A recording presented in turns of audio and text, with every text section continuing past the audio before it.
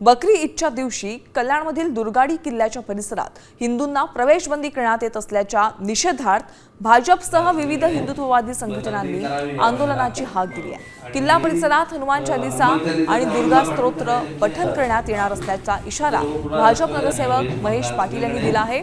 या संदर्भात भाजपच्या शिष्टमंडळानं पोलीस उपायुक्त अतुल झेंडे यांची भेट घेऊन निवेदन सादर केले। बकरी ईदच्या दिवशी दुर्गाडी किल्ल्याच्या पायथ्याशी रस्त्यावर होणारं नमाज पठण हे बंद करण्यात यावं आणि हिंदूंना किल्ल्यावर प्रवेश द्यावा अशी मागणी यावेळेस करण्यात आली।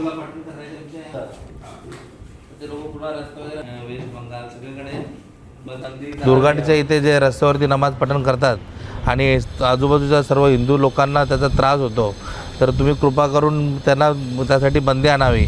आणि तिथे जे आमच्या हिंदूंच्या देवीचं मंदिर आहे, मागील 6 महिन्यापूर्वीच हिंदूंच्या बाजूने तो निकाल लागला होता, तरी आम्हाला तिथे आरतीला जाण्यासाठी त्या दिवशी बंदी असते। तर आम्ही त्या दिवशी बाहेर हनुमान चालीसा आणि दुर्गा स्तोत्राचं पठण करण्याचं आम्ही साहेबांना निवेदन दिलेलं आहे।